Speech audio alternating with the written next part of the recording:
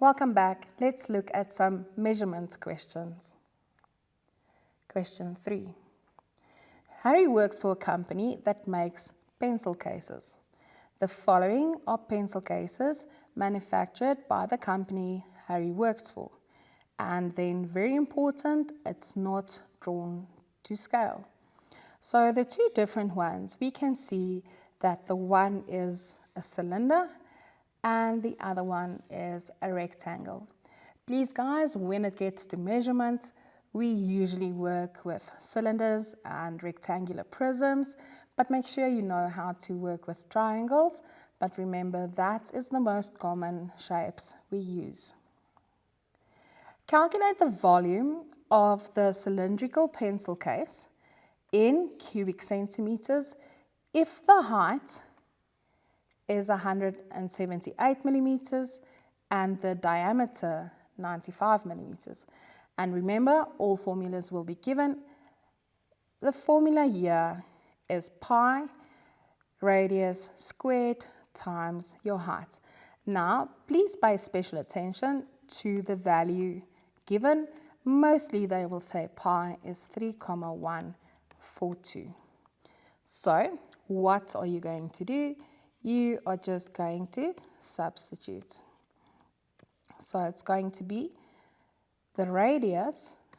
You need to calculate the radius first. So it's the diameter, 95 divided by 2. And then it's going to be 3,142 times the diameter divided by 2 squared times the height. Please remember, the square is only for the radius. Do not square the height as well. Calculate the surface area of the cylindrical pencil case in centimeters squared if the height is 178 millimeters and the diameter is 95 millimeters. Now remember, we had to take the diameter of 95 millimeters to get the radius, but you did it in the previous question, so we can just go and take it from there and use it in the formula. And then remember, substituting. The most important thing is that you know how to substitute and that you substitute correctly. And please remember, surface area is always in units squared. It's only volume that is in units cubed.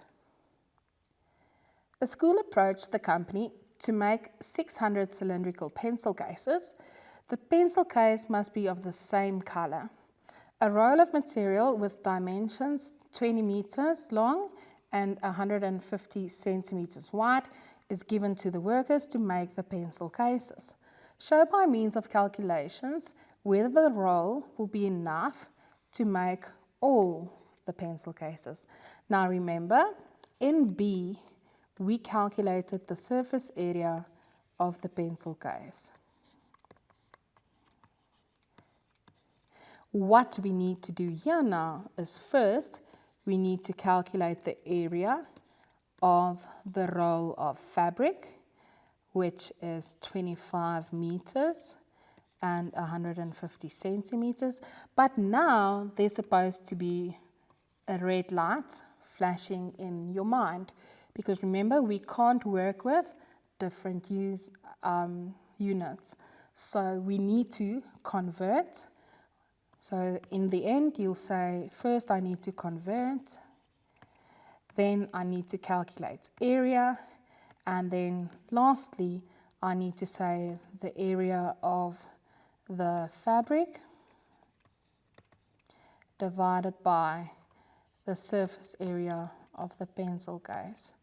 And then you'll see the number of pencil cases that you can use, and then maybe at 600, and then you can write a conclusion. Remember, there is no use in doing all this rough work, writing it as roughly as I did now, and not write a conclusion. The conclusion is your actual answer.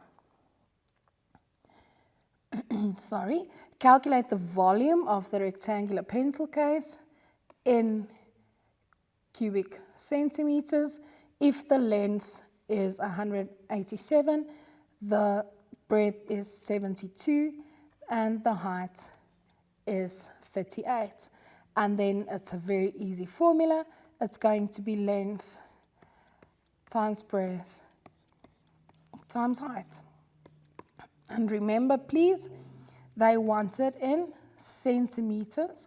So now we'll get our answer in millimeters cubed, and then we need to convert. But because the conversion can be complicated, my tip is to always convert first. So then we would have converted the 187 millimeters, the 72 millimeters, and the height, the 38 millimeters, into centimeters, and then your answer will be in cubic centimeters. Another one. The Smiths recently had a pool built in their back garden. This pool is very important, 15 meters long and 8 meters wide. The depth of the pool is 1.5 meters. A diagram of the pool is shown below. So there's the height, the width, and the length. Luckily for us, all the measurements is in the same unit, so we can just move forward. Calculate how much water is needed to fill the pool. Give your answer in kiloliters. So firstly, we will say volume is length times width times height, and then your answer will be in cubic meters. Now we need to convert it. The second one will be your conversion. But we can see the ratio is 1:1. So you can actually just take your answer by the volume and change the unit and write it in kiloliters. Then let's go and integrate the topics: measurements, maps and scale, and probability. Question 4. Mr. Madiba is going to drive from Johannesburg to Bethlehem for a family wedding. He finds the strip map to help him plan his trip to Bethlehem. Use the strip map to answer the following questions. Now let's look at the strip map. You can see that there's 2 arrows, one on each side. The one is from Durban to Johannesburg. So from Durban to Johannesburg, you travel 557 kilometers. And then on the other side, it is from Johannesburg to Durban. The inclinations there shows you from Durban to Harrismith, we traveled along the N3 there, straight up, and it's 289 kilometers. That is how you read a strip map. And then if it's like where you are in Underberg and you want to go somewhere else, then you're going from Underberg to the main road, and then you can use those as well. I hope you understand. Let's clean this up. How many national roads are shown in the map? Now remember, a national road is shown with an N. We have got the N11, the N5, and the N3. What was the question? The question was how many. They didn't ask you to list them. They said how many. So then you only write the 3. Calculate the distance from Johannesburg to Nottingham Road. So now we are going to use the left-hand side from Johannesburg, and we're going to find Nottingham. There's Nottingham Road. So we will go down, because remember we are driving here, and then we're going to Nottingham Road. Now please pay attention to this 63. That means that when we started traveling from Joburg on the National Road, here we're turning so that we can get to Nottingham Road, and that is an extra 63 kilometers. So we'll take that, the 445, and we will add 63 to get there. Give the name of the national roads you used to get to Ladysmith. Now remember, they don't ask how many, they ask you to give the names. Now here is Ladysmith. We know the national roads are the blue lines. It is the N3 and also the N11. So N3 and N11. This is a typical level 1 question where you just need to read from the graph. Mr. Madiba wanted to visit a friend who was on holiday. He drove in a southerly direction from Johannesburg along the N3. At Harrismith, he travelled west to Bethlehem. Then he continued in a northerly direction until the road ended at his friend's holiday destination. Where is his friend on holiday? Now, how will I attempt a question like this?